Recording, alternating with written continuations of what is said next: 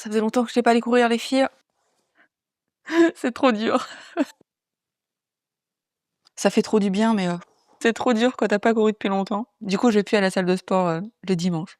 Parce que sinon, je vais à la salle de sport, je rentre, j'ai à peine le temps de me doucher que je dois repartir à la messe. Donc là, maintenant, je fais du sport à la maison, comme ça, je n'ai pas à aller à la salle de sport, revenir, aller à la messe. Je reste à la maison, je fais mon sport à la maison, et puis je vais à la messe, quoi. Moins speed, c'est plus cool. Enfin, c'est moins speed, je vais quand même courir. Ça m'évite de faire des allers-retours, d'être dans la voiture, de perdre du temps. Et du coup, là, je vais aller faire une séance de pilates. Comment j'ai été mauvaise langue sur le pilates? J'ai commencé ça il y a 2 semaines. Je suis totalement accro, j'adore ça. Je trouve que ça fait trop de bien. Et je vais être honnête, les filles, je pensais que c'était un sport de pétasse. Voilà. Je suis retournée me servir un verre d'eau parce que je me pose 5 minutes avant d'aller faire une séance de pilates. Oui, je vous disais, pour moi, c'était vraiment un, un sport de pétasse. Je suis désolée, mais c'est vraiment l'image que j'en avais. Et finalement, j'ai essayé et puis j'ai trouvé ça trop bien. Je trouve ça trop bien. Quand je fais des séances de pilates qui ciblent les fessiers, c'est exactement les mêmes mouvements que je fais à la muscu. Et finalement, bah, j'apprends à mieux les effectuer et j'ai eu des courbatures. Tu fais ça en chaussettes, sans poids, et j'ai réussi à avoir des courbatures alors que ça fait 8 ans que je fais de la muscu, que je cible mes fessiers 3 fois par semaine. Tu cibles les muscles profonds.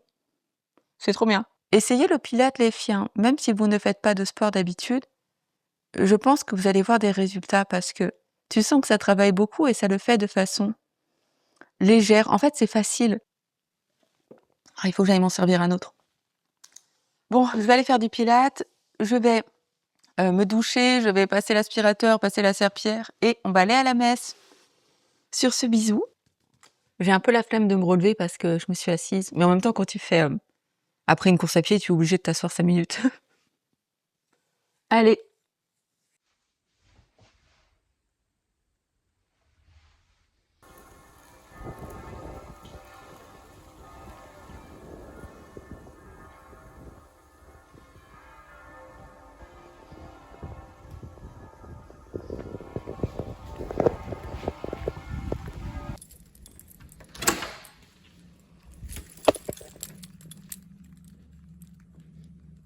Demande à ta femme, et si tu n'as plus de femme, demande à ta mère. Elle va t'expliquer. Ça me fait toujours rire quand j'entends des hommes se plaindre de ce qu'ils font endurer aux femmes. Les hommes qui, après le divorce, font tout pour avoir la garde de l'enfant. Qu'ils vont dire des choses mais complètement ridicules, mais personne ne les croit évidemment. Mais le genre de phrase ouais, ma femme veut me prendre mes gosses. Mais de quoi tu parles? Jusqu'à il y a 3 jours, tu ne savais même pas comment s'appelaient tes enfants. Enfin, arrête de dire n'importe quoi, tu n'as jamais changé une couche. Ta femme ne veut pas prendre tes gosses. Ta femme, elle aimerait bien que tu t'en occupes un peu plus d'ailleurs. Ta femme aussi, elle aimerait bien avoir une garde partagée. Le problème, c'est qu'elle a vécu avec toi. Enfin, elle a vécu avec toi. Donc, elle sait très bien que tu n'es pas en capacité de t'occuper de tes gosses. Elle sait que tu n'en as pas les compétences. Sinon, elle ne t'aurait pas quitté. Les hommes sont capables d'abandonner leurs enfants pour une autre femme. Une femme est incapable d'abandonner ses enfants pour un autre homme. Si elle ne veut pas que tu aies la garde des enfants, c'est parce qu'elle sait que tu es un danger, ou en tout cas que tu n'es pas un bon père pour ses enfants. C'est tout. Mais ne vous inquiétez pas les filles, enfin, on sait que ce genre d'homme, il parle fort, notamment sur les réseaux, et puis il parle fort dans la vie en général, mais tout le monde le sait. Enfin, dès qu'on entend des hommes dire ce genre de choses, on sait tous pourquoi il n'a pas la garde de ses enfants. Toutes les femmes sont au courant, enfin, tu le sais, je le sais, les femmes le savent, et il y a même beaucoup d'hommes qui sont au courant. Les hommes qui sont des bons pères et qui ont réussi à avoir la garde partagée, ils savent très bien pourquoi certains hommes n'ont pas la garde. Enfin, tout le monde le sait. Ah, il est trop beau, je suis trop contente. Savez-vous pourquoi ma mère a divorcé de mon père? Sachant que je connais ma mère. Ma mère, elle est du genre à se battre jusqu'au bout. Et c'est pour ça que je comprends pourquoi elle a divorcé, parce que si j'avais été dans sa situation, j'aurais fait exactement la même chose. Évidemment, elle a divorcé, j'avais 6 ans. Moi, le divorce, je l'ai quand même mal vécu parce que moi, j'étais la petite chérie de tout le monde. J'étais la petite princesse, j'étais la petite chérie de son papa, la petite chérie de sa maman, la petite chérie de ses grands-parents. Enfin, clairement, j'étais une vraie reine, quoi. J'ai eu une vie de princesse. Donc, le divorce, je n'étais pas très emballée par le projet. J'ai pas trop compris pourquoi maman et papa divorçaient. Et il est trop beau. Les États-Unis, il est trop beau, vous trouvez pas? Regardez. Donc, je vous raconte. Ma mère, elle avait un rendez-vous où elle était au travail. Je ne sais plus. Bref, elle avait demandé à mon père de garder mon frère. Moi, je devais être à l'école vu que j'avais 6 ans, mon frère avait 3 ans. Et en rentrant de son rendez-vous ou du travail, je ne sais plus, elle a retrouvé mon frère de 3 ans, tout seul, sur le bord de la route en train de marcher. Mon père avait envoyé mon frère avec lui au bar, et puis il n'a pas vu qu'il était parti. Donc là, ça a été la goutte d'eau, elle est partie. Regardez, j'ai mon pantalon, les filles. Mais vous savez, je vous en parlais dans la vidéo précédente. J'ai l'impression qu'il est un peu lourd. On va l'essayer avant de... Je sais pas, j'ai l'impression qu'il doit être un peu lourd. Et puis ma mère a eu tous les problèmes de toutes les femmes, hein, se battre pour la pension alimentaire, sachant qu'en plus, la pension alimentaire, c'est pas grand-chose. Moi, mon père, je crois qu'il devait payer 180 €. Donc en gros, un plein de courses, quoi. En gros, il devait juste payer de quoi me nourrir. Sachant que ma mère devait payer l'école, les habits, enfin plein de choses comme ça, vous voyez, toutes ces petites choses du quotidien. Donc quand on entend des hommes venir dire que des femmes comme ça leur demandent de l'argent pour payer des sacs de luxe, tu te dis, ils vivent dans une autre dimension, quoi. Ils vivent dans une autre dimension. Elles veulent juste que leur père participe un minimum pour nourrir leurs enfants. C'est tout ce qu'elles demandent. Mais même ça, apparemment, c'est trop demandé. Je suis pas très fan. Il faut que j'aille voir. J'ai l'impression il est court, non? Vous voyez devant comment c'est moche? C'est pas joli, ça, hein? Je sais pas, j'aurais peut-être dû le prendre en S pour qu'il soit vraiment ample. Je voulais une coupe comme mon pantalon préféré, qui lui aussi est un XS, c'est un 34. Attendez. Je voulais une coupe comme ça. Et ce n'est pas ce que j'ai. C'est ça que je voulais. Et du coup, celui-ci, ce n'est pas ce qu'il donne. Au niveau de la couleur, on n'était pas trop mal. Mais au niveau de la coupe, c'est pas ce que je voulais. J'ai une alerte sur Vinted pour racheter ce pantalon. Évidemment, je le rachète avec un prix raisonnable. Le problème, c'est que souvent, ce n'est pas le cas. Comme ça, j'en aurai un que je pourrais porter tout le temps et un autre que je garderai en protection pour ne pas l'abîmer. Ça se passe bien, votre régime d'après-mondial, les filles? Je trouve qu'on voit pas encore très bien les abdos, hein? Pas terrible. Pas terrible du tout, mais bon. Est-ce qu'on n'a pas l'air d'un clown quand on est comme ça? Et là, ça vaut pour les hommes et pour les femmes, hein. Regardez, tellement moche. Si tu as mis 1 mois à prendre du poids, il te faudra 1 mois pour perdre du poids.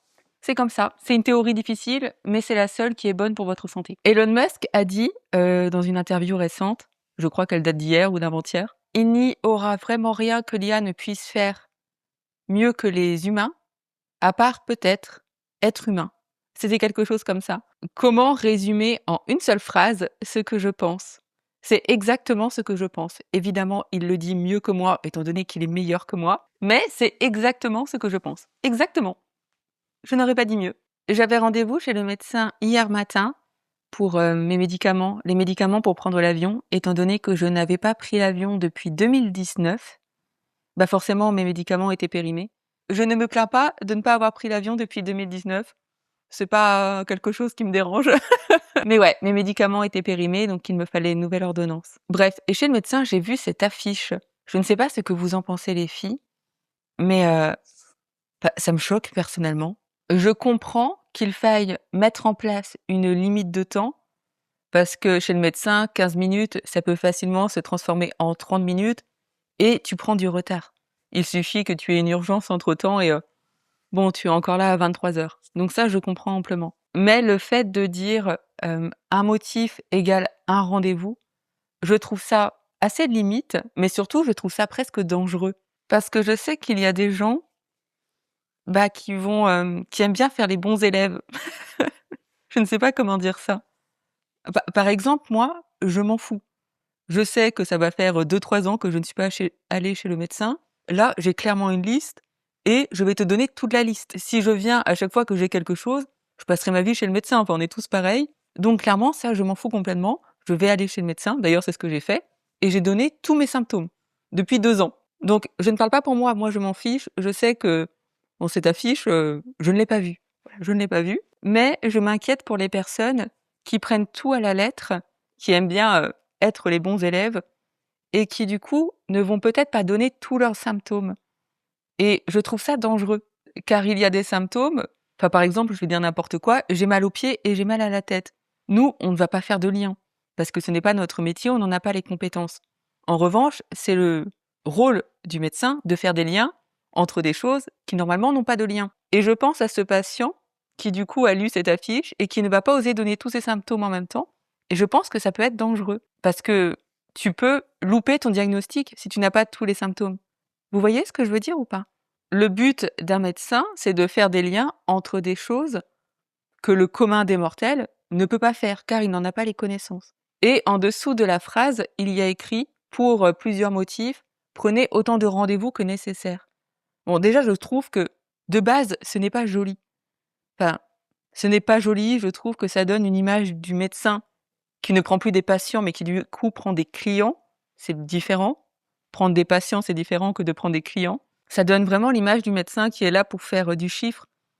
Et je ne pense pas que ce soit le cas, hein. Enfin, je sais pas. C'est vrai que j'ai conscience quand même que les médecins ne sont pas bien payés en France et qu'à un moment, il y a juste la réalité, quoi. Vous voyez? Tu ne vas pas travailler gratuitement non plus. Et je sais pas, je suis un peu partagée sur la question. N'hésitez pas à me dire ce que vous en pensez. Je trouve que ça casse un peu un truc, ça casse une sorte de relation de confiance, de se dire que ton médecin ne te prend plus pour un patient, mais pour un client. Et au-delà de l'image que ça renvoie, je trouve ça dangereux déjà de base. Enfin, je sais pas, vous voyez? Bref, je ne trouve pas ça joli, c'est tout. Je ne trouve pas ça joli, je trouve que ça casse quelque chose. Il y a peut-être d'autres moyens de le formuler. Bref, du coup, je me suis retrouvée avec 10 000 ordonnances parce que moi, je n'ai pas du tout vu cette affiche, je ne l'ai pas vue. Je suis arrivée avec ma petite liste de 2-3 ans et je dois prendre un rendez-vous de kinésithérapie. Je n'ai jamais fait ça. Un bilan vestibulaire avec rééducation vestibulaire et neurosensorielle. Car quand je baisse trop vite la tête, j'ai j'ai des vertiges, tout simplement. Je cherchais des mots compliqués, mais en fait, quand je baisse très vite la tête, ça se coordonne pas. J'ai eu mes médicaments pour prendre l'avion, c'était le principal, hein. C'est pour ça que j'y allais.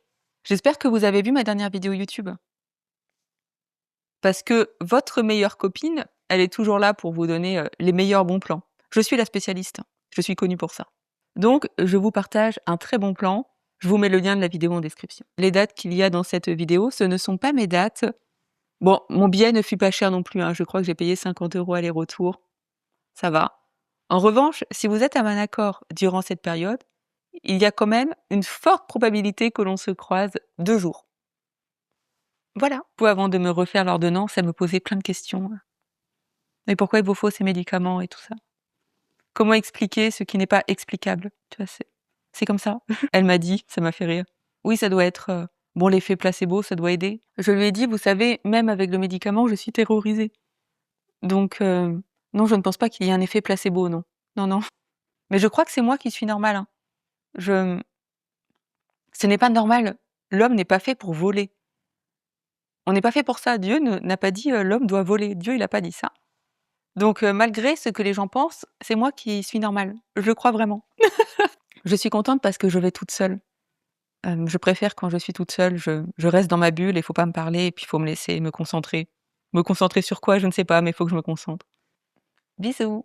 Ah non, attendez les filles, je vais vous raconter celle-là quand même parce que il ne m'arrive pas que des anecdotes négatives. Il n'y a pas que des anecdotes où je prends la main des gens, où je pleure. Non, il y a parfois des anecdotes positives. Je vous raconte parce que je pense que c'est important de ne jamais perdre une occasion de dénoncer des boomers nouveaux riches. Parce que franchement, on n'en peut plus de cela, on n'en peut plus. Je suis partie à New York avec une amie.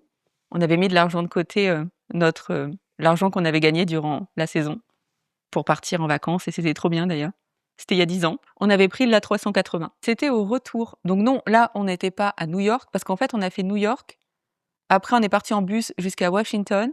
À Washington, on a pris un avion jusque Miami. Enfin, jusque Orlando. Bref, tout ça n'a pas d'importance. Nous sommes à Miami.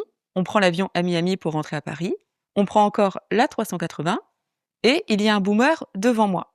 Le siège de monsieur ne recule pas. Vous savez, c'était un siège pour s'allonger un peu. Bref, il ne peut pas s'allonger. Un drame, je vous raconte pas. L'avion n'a pas décollé et il ne veut pas que l'avion décolle tant que son problème n'est pas réglé. Sauf que l'avion est complet. Et ça continue, il continue de faire son sketch en fait, mais insupportable. L'équipage ne peut rien faire, il lui propose des compensation financière, mais évidemment, il ne veut pas, lui, il veut son siège. Mais bref. Je regarde l'hôtesse de l'air et je lui dis: «Écoutez madame, vous savez quoi? On échange. Je vais prendre sa place, mon ami va prendre la place de sa femme et puis voilà». Et l'hôtesse de l'air me remercie, évidemment, elle est tellement reconnaissante et d'ailleurs tout l'équipage est venu me remercier durant le vol, hem, parce qu'il voyait pas, de solution, il y avait pas d'autre solution tout simplement. Et là, le monsieur qui me remercie, mais je ne le regarde même pas. Je je ne fais pas ça pour toi, en fait, je fais pas ça pour toi, tu es un vieux boomer, tu es un enfant pourri gâté, je ne veux pas t'adresser la parole. Je fais ça pour l'hôtesse de l'air et pour l'équipage que tu n'arrêtes pas d'insulter. Je fais pas ça pour toi, je fais pas ça pour toi. Et vous savez les gros porcs, bah, vraiment, vraiment je peux pas. Comment je peux pas les hommes comme ça? Comment je peux pas? Les hommes et les femmes, les hommes et les femmes. Parce que généralement quand l'homme est un connard, la femme est une connasse. En revanche, c'est pas vrai dans l'autre sens. Quand la femme est une connasse, l'homme n'est pas forcément un connard. Généralement, l'homme, il a honte de sa femme. Combien de fois je l'ai vu ça? Où la femme a fait des sketchs et tout, et l'homme, il a trop honte de sa femme. Je l'ai vu, mais je le voyais tous les ans, mais plusieurs fois dans quasiment une fois par semaine. En revanche, ce que j'ai remarqué, c'est quand l'homme est un connard, la femme est une connasse.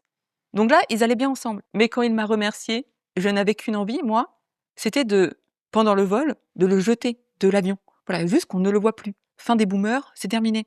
Mais je peux pas faire ça évidemment parce que j'ai trop peur de l'avion. J'aurais trop peur d'ouvrir la porte. Il ne faut jamais faire ça. Que tu aies peur de l'avion ou pas, n'ouvrez jamais la porte, évidemment. Mais donc ne me remercie pas. Juste arrête de parler, prends ma place et on n'en parle plus. Et du coup, Air France, c'était avec Air France, l'hôtesse de l'air était venue m'offrir un bon d'achat pour me remercier. Elle m'avait dit: «Vous nous avez sorti d'un gros problème».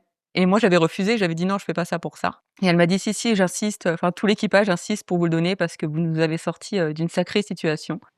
Donc je l'avais accepté, sauf que j'avais dormi tout le vol et j'étais arrivée, je me suis réveillée une demi-heure à la fin du vol et je n'ai pas pu utiliser mon bon d'achat. Sinon, je serais allée acheter des cigarettes pour quelqu'un d'autre, enfin, j'aurais trouvé quelque chose à acheter, mais finalement, je n'ai même pas pu aller acheter parce que j'avais dormi tout le vol. Voilà. Soyez toujours la fille qui vient aider les autres quand ils sont dans des situations complexes. Ne soyez jamais la fille qui crée des situations complexes. Promettez-moi que vous ne serez jamais cette fille-là. C'est pas grave si vous passez un vol dans un siège qui ne recule pas, c'est pas grave. Vous êtes déjà parti à New York et vous avez beaucoup de chance. Bisous tout le monde.